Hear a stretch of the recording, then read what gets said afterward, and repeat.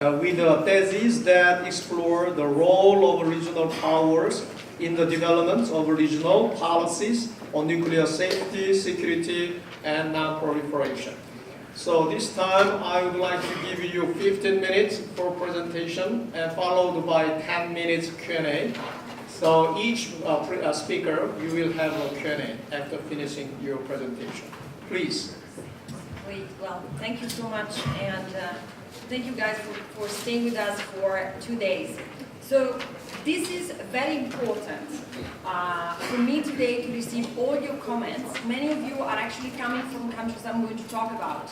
So if I'm saying something that's not true, if you have other case studies or experiences that you want to share with me, I would greatly appreciate hearing your comments.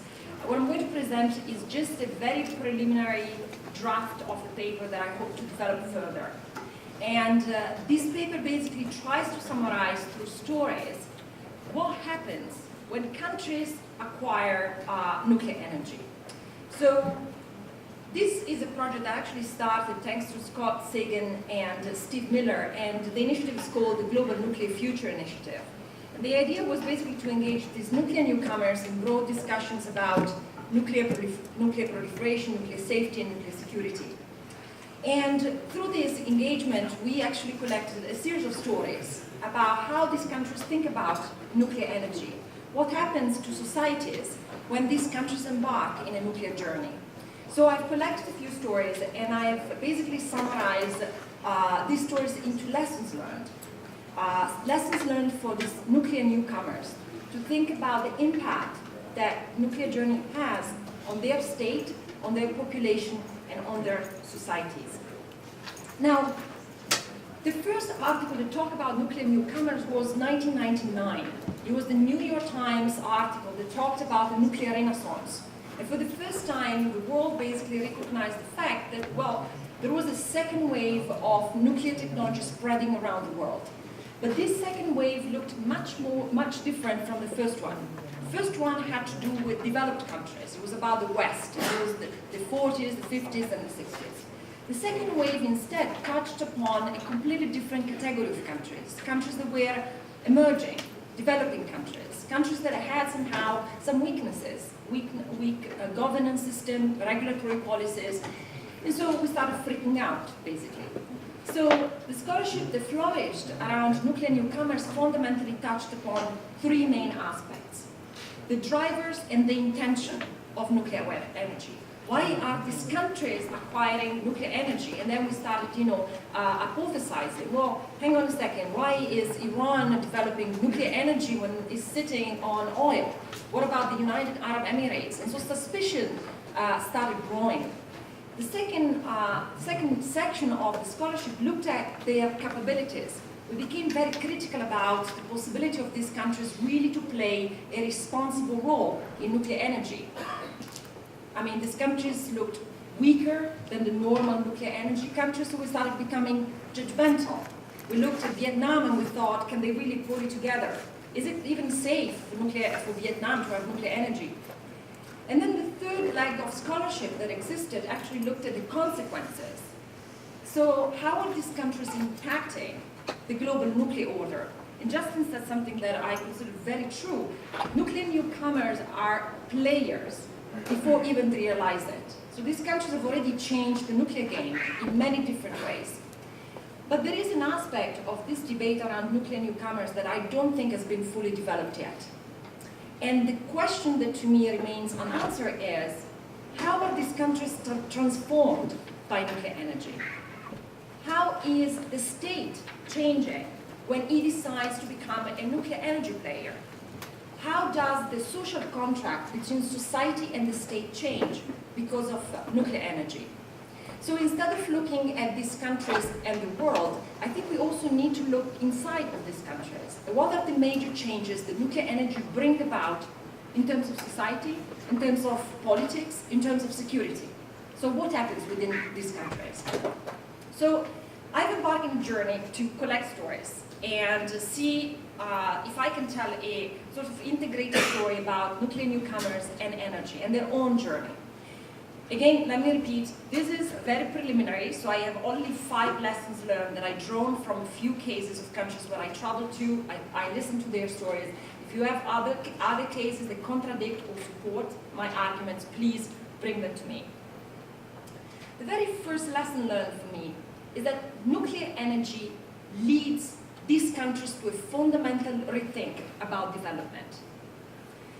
It's no longer about development as a right, it becomes development as a risk. The acquisition of nuclear energy brings these countries face to face with high level of risks they might not have the experience to deal with. As a return, these countries need to find ways to manage the risks the nuclear energy brings into their own domestic politics. And many times what we have seen is that the risk management that these countries develop leads them to unprecedented level of international entanglement, mostly at the risk of their own sovereignty. I want to give you 3 cases. The first one, much discussed case of Turkey and the Russia nuclear cooperation agreement. The Russians have convinced the Turkish government that in spite of the fact that the Turkish government doesn't have money and doesn't have necessarily the expertise, they can really actually have a thriving nuclear energy program. So how would you do this? The Russians have designed for the first time a new commercial model that we have never seen before, and Tariq, tell me if I'm wrong with this, but we have never seen this commercial model, which is called BOO, Build, Own and Operate. The Russians will build nuclear power plants in Turkey, they will own them for 20 years, they will operate the nuclear power plants producing electricity, and mind what I'm saying, through Russian expertise and Russian scientists. They will sell electricity for 20 years to Turkey until they will be able to recover the capital cost of their construction. So for 20 years, Turkey has decided to have a Russian presence of scientists in their own country. But here's a question that we posed the Turkish government many times. What happens in the case of an accident? Who is responsible? The Russian scientists or the Turkish government? There's no answer for this. This is a model that actually has been developed very aggressively by Russia, and by the way, is the same agreement the Russians are trying actually to make with Jordan. What happens at the level of sovereignty to Turkey at that point? Who is in charge of the risk management in that country? The second is Bangladesh. And here I'm looking at Salman and the many others that I've been learning from these 2 days. So Salman, oh, I'm seeing you guys, please tell me if I'm wrong. So in the past 2 days I've learned unprecedented things about the Bangladeshi-Russian agreement. Russians pulled together the same case. They said to the Bangladesh government, look, you don't have the expertise, no, you have the money, but let me help you. And so the Russians will, differently slightly from Turkey for what I understood, they will not necessarily run the power plants, but the Russians have committed to an unprecedented number of Russian scientists living in Bangladesh for 10 years to operate these nuclear power plants. I think one of the big questions that Bangladesh needs to ask is what happens to your sovereignty? Because a country that makes a major commitment to nuclear energy faces also major risks. But these risks cannot be delegated to an external power. And finally, the UAE. Justin actually mentioned this.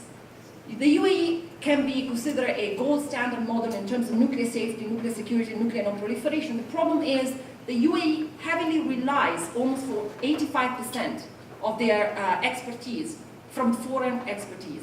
There's no indigenous capabilities. Now, the UAE might develop expertise, but this is a sort of a shell of a nuclear program that is run entirely by foreigners. So again, what we are seeing with this new category of countries is importing of risks that are, however, delegated now to third countries, third-party countries. And this, in my view, bears a very big question about sovereignty and responsibilities. Second lesson learned. Oh, this one is a very important one, and this comes from India. Nuclear energy might alter the social contract between the state and society and might, in fact, deepen the social divide, particularly between urban environment and rural societies. Now, we've always known that in developing countries, energy needs in rural communities and cities are actually satisfied and met differently. So normally in developing countries, you have two kinds of energy.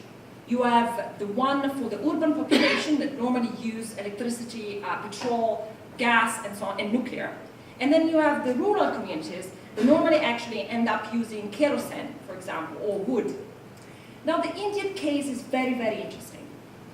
The Indians have made now a major investment in expanding the nuclear power program. They, I think, have roughly 20 new power plants under construction. But here's the trick.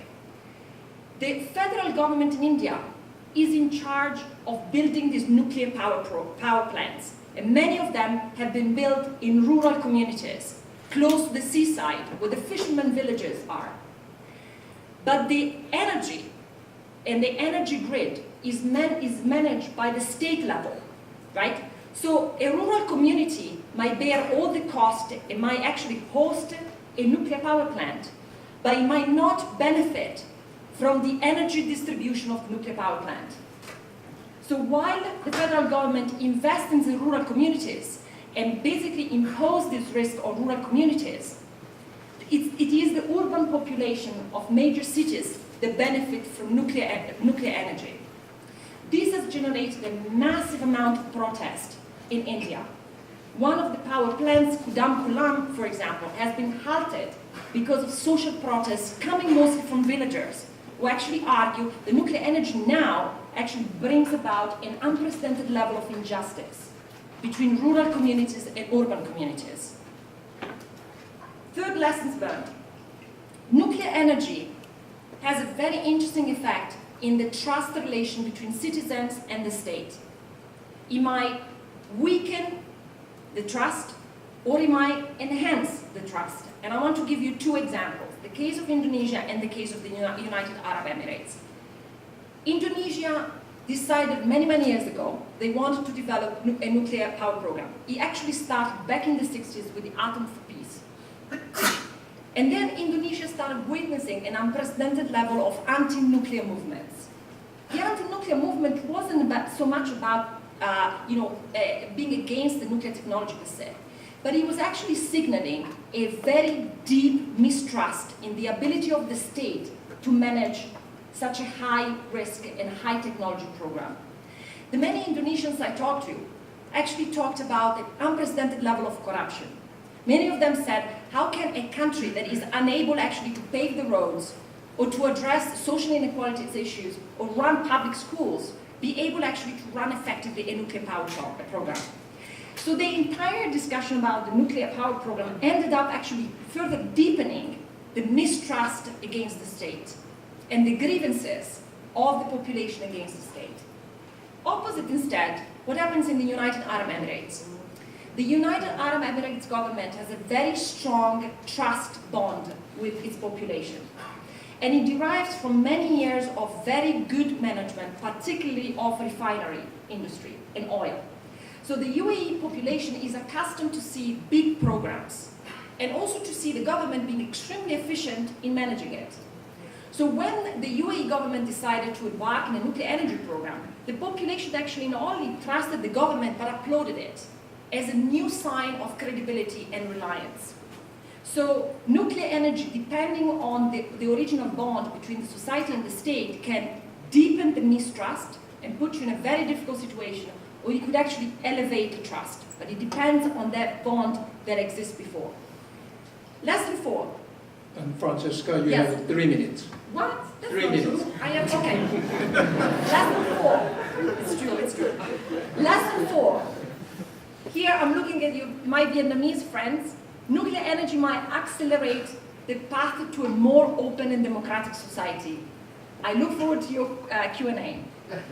The case of Vietnam, to me, I've studied Vietnam for a long time, has been a very interesting case. Because nuclear energy did something unprecedented. For several years, the Vietnamese started facing, way before the nuclear energy commitment, some anti-government protest.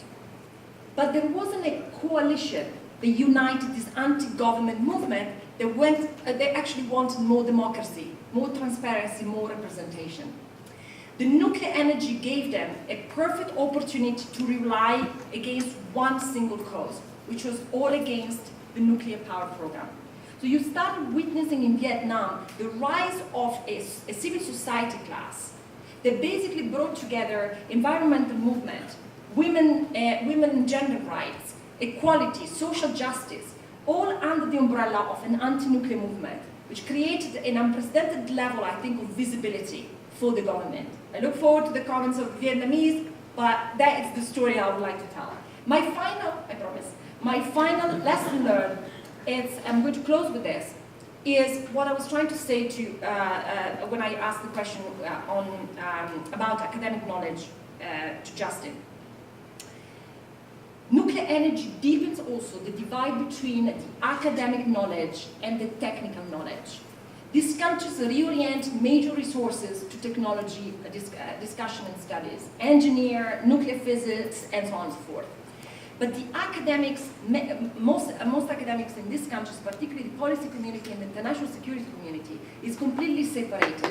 One of the things we've noticed in Southeast Asia is that many academics contributed no paper and no discussion to the decision of their own country to embark in a nuclear journey. And I think this separation is actually very dangerous, because academics can bring transparency, they can bring new thinking about security and risks, and so they have to be part of the picture. I shut up. Thank you very much, Francesca. Now open for the floor. Is there any question? Please, Bangladesh. So my question is, since you do not approve of the line of action which the Bangladesh government is taking for nuclear energy, what kind of line of action do you suggest Bangladesh should actually take for nuclear energy? I couldn't hear very well. Okay, what kind of initiative should Bangladesh actually take to make nuclear energy a part of the solution?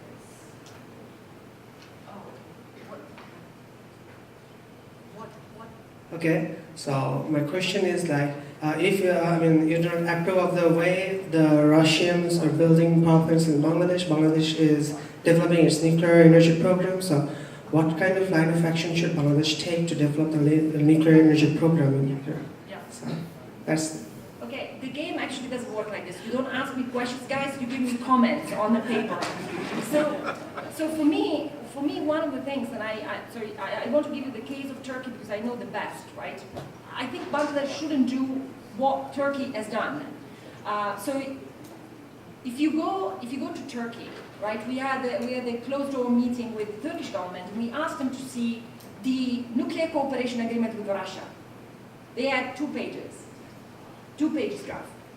The Turkish government signed an agreement with Russia without even knowing the type of reactor that the Russians are going to develop. Because ultimately, if you actually delegate your sovereignty, then this is what you get in result. So I think Bangladesh needs to have a very frank conversation. Is this worth? The answer might be yes, but I think it's still worth discussing it. And I think, although Rosatom has a certain appeal in terms of commercial deals, I think these countries need actually either to create some coalitions among them to actually maybe negotiate with Russia for some standards of clarity and transparency, or you need to have a, some think tanks and experts that actually demand from Russia far more details about how they intend actually to manage these risks. About that, I would like to add something like, as far as I know, there were like 2 tenders for nuclear energy program, one from Areva and one from Rosatom. Yeah. So ultimately, their decision went for Rosatom because of the spent fuel management and other stuff. Just that. There is not a complete proper think tank, but there is still something existing there. Just to let you know. Thank you. Yeah. Just a moment. Tariq. Mike. please. I'm always scared of Tarek's questions. Thanks very much, Francesca. Yes. Thanks very much, Francesca. So build, own, operate is actually used in non-nuclear power plants in some countries. So this will be the first case, I think, where a supplier is offering to do it in the nuclear field. But in the civil field, for coal and gas-fired, but of course, as you mentioned, the risks there are very different. But my comment is, you have portrayed your discussion in the context of sovereignty, right? But in the nuclear field, most of these discussions are in the form of liability. So an operator of a nuclear power plant is always exclusively liable. So if Rosatom is the operator, then Rosatom is liable. If Turkey is the operator, then the Turkish operator is exclusively liable. And there's also strict liability, that the operator, that the victims of the damage, civil damage, so there are two types of damage, civil damage and nuclear damage. They don't have to prove damage per se. They can claim. It's a little bit like the explosion of the Shell oil platform in the Gulf of Mexico. So many hundreds of people came and got compensation, and Shell was very unhappy because people didn't have to prove. So people came from out of state and said, I've been damaged, and they got compensation. So it's a sort of a bad comparison, but still. And also the builders of nuclear power plants are protected. So my observation is, why is Rosatom being held to a higher standard than General Electric or Westinghouse or Areva? Because their power plants, where they're operating like the advanced boiling water reactor in Japan, in Fukushima, the Japanese took the liability, not General Electric. And you have Areva power plants being built in Finland. If it fails, the Finnish operator will take the liability, not Areva. So, in a sense, I think the analysis needs to have a common set of parameters to analyze this. I will leave it at that. We can talk separately. Yeah, please. Is the comment? Okay. Yeah, my comment question is also for Francesca. I was going to echo Terry's comment on liability. I'm glad you mentioned it. On your first point, your first lesson learned, I see your point, and I think I agree with you in part. And it sounds like you're concerned about outsourcing sovereignty and liability to a foreign country. I get that, and I agree with that. I think the complicated issue here really is not all host countries actually have their own expertise and knowledge to know what to ask for. And so I do agree with you on the need for academia and think tanks to demand host countries do this, but their domestic researchers may not even have the knowledge, right? And so this is where the international community could play a role, but that also you run the risk of imposing and stepping on toes and whatnot. And so it's a very fine line. So this is definitely, I mean, I don't have an answer to this question, and we kind of touched upon this yesterday during my panel too. But it's really, how do you equip a newcomer country with the necessary knowledge to know what to ask for, what to demand for in their negotiations with countries like Russia. And I think that it's no secret, I yesterday blatantly said I'm very concerned about Russia taking over the nuclear market because their standards are very low. And also a lot of countries, and I mentioned Iran yesterday, but one reason why Iran prefers South Korea to give them nuclear power plants is because it's a trust issue. Not only do they not trust Russia politically, and they don't trust Russia to have sophisticated business procedures, but they also don't trust the quality of Russian technology either, and so that's another issue and concern. And to regarding talk about liability, so I won't do that. But just to comment on your last point, I agree with you, the divide between academics and tech knowledge, and that's you know, I mean, we have that problem even in the States, even in Washington. There's a huge firewall between technical experts and policy experts. And here, again, it's, I think it's also, I agree, and I see your point that yes, in parts of Southeast Asia, academics have not contributed too much to their country's nuclear journey. And you would know this better. I wonder if it's because they may not know either. But for countries that have large nuclear energy programs, it's also both sides' responsibilities. The academics' responsibilities to talk to technical experts, make that effort, and we don't see that much. And vice versa, technical experts to talk to the policy experts as well. And I mean, in all the meetings I've been to in Washington and all other countries, everything is compartmentalized and siloed. You've got, and even during the Nuclear Security Summit process, it took 4 summits for us to do one joint session between the Nuclear Security Summit NGO Summit and the Industry Summit. And the least we could do was, or the most we could do was have one panel that was jointly held. And so that's another point of, I guess, homework for all of us in this field, is to cross-fertilize and talk to each other, get both technical experts and policy experts in the same room and learn from each other. Okay, please. Last, I think we do not have enough time. Okay. Please. I'm Saeed, PhD candidate from Cambridge University. I'm originally from Bangladesh. So I think there are some reservations regarding nuclear power plant built in Bangladesh from the side of Russia. But in the case of the reservations of nuclear power plant built by Russians, waste storage and others, so what should be the bottom line gist to tackle this issue? Just a single sentence or something like this. Thank you. Bottom line sentence is, you guys work on it. Okay, you can have a much more question during the lunch time, or we have another rest time. I will give you another chance. Okay, second speech by Professor Howard Hall. As I introduced him yesterday, now he is a professor, Department of Nuclear Engineering and Bredesen Center for Interdisciplinary Research and Graduate Education in University of Tennessee. Actually, he's a professor. Okay, please.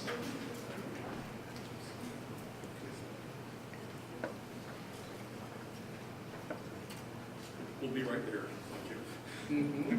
Take your time.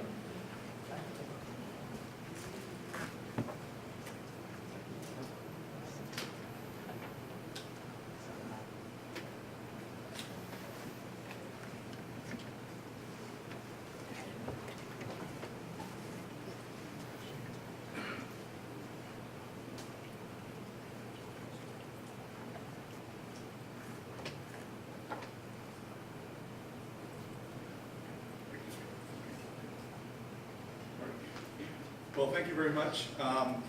Actually, Francesca and I didn't really coordinate our talks, but I think they'll actually integrate fairly well, because I'm going to speak to the work that we've been doing over the last 5-6 years on helping to build that academic capacity within nuclear newcomer states, and in collaboration with some of other colleagues here in the room as well, such as Mansung, Q, and others.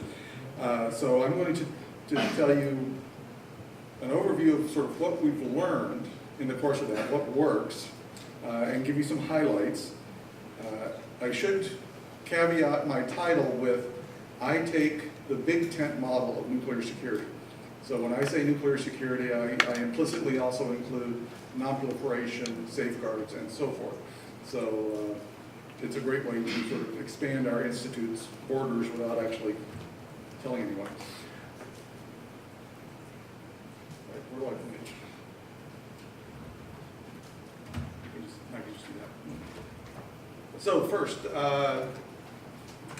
from the IAEA, as one is establishing a nuclear security regime, there are certain responsibilities that fall to the state. So first of all, the state is responsible for developing and establishing the physical protection regime within the state. That is their sole responsibility.